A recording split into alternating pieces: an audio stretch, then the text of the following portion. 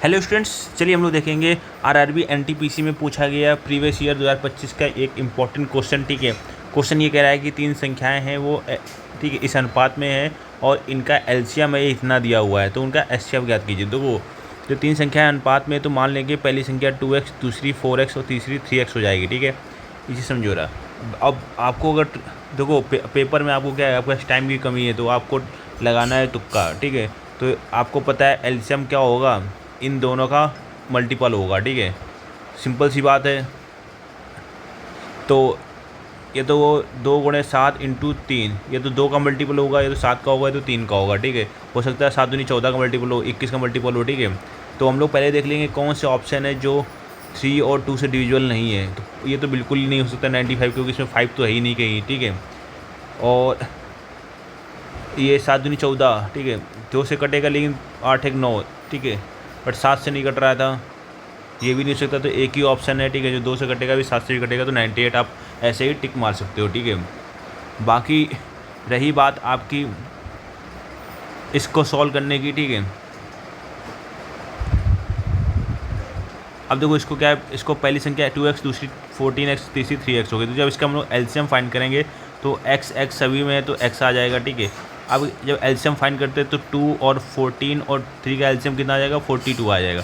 तो जो हमारा एलसीएम आ जाएगा 42x आएगा। तो हमारे अकॉर्डिंग 42x है और इनके अकॉर्डिंग कितना दिया हुआ है, 41 16। तो यहाँ से x की वैल्यू कितनी आ जाएगी, 41 16/42। जब इसको फर्दर सॉल्व करते हैं तो ये 98 आ जाएगा। अगर x की वैल्यू में 98 आ गई है तो अब देखो रहा, इनका अगर एचसीएफ फाइंड करोगे इस नंबर का तो एचसीएफ कितना आएगा, 1 आएगा, क्योंकि तीनों में कुछ भी कॉमन नहीं है, और मतलब x कॉमन है ना, तो 1 × x यानी x आएगा। तो x की वैल्यू कितनी निकाली हमने, 98, वही हमारा आंसर हो जाएगा। तो आपको हमने 2 तरीके बता दिए हैं। ठीक है, जो आपको समझ में आए।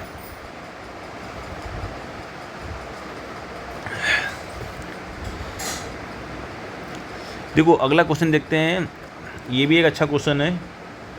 अब इस क्वेश्चन में देखो क्या कह रहा है, कह रहा है कि 1063 28 15 34 51 को सबसे बड़ी संख्या x से विभाजित किया जाता है तो प्रत्येक स्थिति में शेषफल बचता है। तो याद रखना, जब कभी प्रत्येक स्थिति में शेषफल y बच रहा है तो आपको हमेशा क्या करना पड़ेगा, इनका डिफरेंस लेना पड़ेगा। ठीक है, तो डिफरेंस ले लो।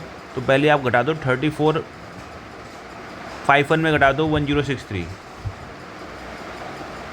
ठीक है, तो 11 में 3 गए 8 और 14 में 6 गए 8, 3 में गए 2, कोई दिक्कत नहीं। ठीक है, फिर अब 28 15 में घटा दो आप 1063, 5 में 3 गए 2 और 11 में 6 गए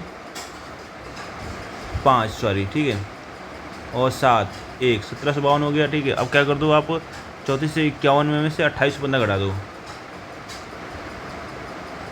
11 में 5 गए 6, ठीक है, 4 में 1 गए 3, 14 में 8 गए 6, ठीक है, 6 से 36 आ गया। अब देखो रहा, अब x की वैल्यू जो वही होगी जो इनका एचसीएफ होगा। ठीक है, तो 636 और इनके बीच का डिफरेंस ले लेते हैं, तो 12 में 6 गए 6, ठीक है, और आपका कितना जाएगा 14। तो बेसिकली 636 से डिवाइड ही कर दो इसको। ठीक है, 1752 को, तो आपका आ जाएगा 2 बार जाएगा, 2 छंग 12, 2 3 6 1 7 और 2 छंग 12, तो 2 में 2 15 में 7 गए 8 और 6 में 2 गए 4, 480 636, 6 और 13 में 8 गए 5, 156, 480 फिर से करो,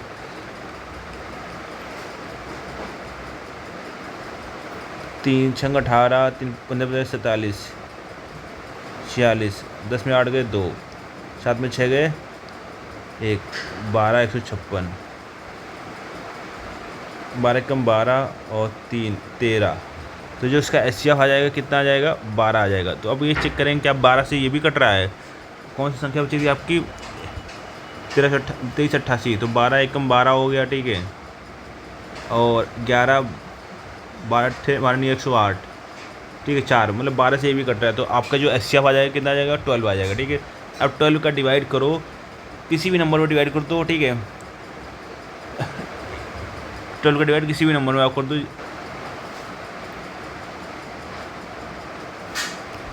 देखो 12 को डिवाइड अगर इसमें करो 1063 में,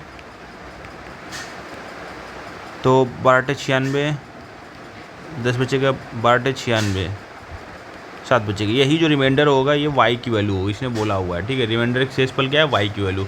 तो हमें 3x - 14y निकालना है। x की वैल्यू हो गई 12, 12 × 36 माइनस 14, 7 98। तो 8 में 6 गए 2, 9 में 3 गए 6, -62 हमारा आंसर हो जाएगा। तो ऑप्शन नंबर सी करेक्ट हो जाएगा। तो इसी तरह देखो इंपॉर्टेंट क्वेश्चन सीरीज हम आपके लिए लेके आते रहेंगे। कृपया आप हमारे चैनल को लाइक, सब्सक्राइब, शेयर जरूर कर लें।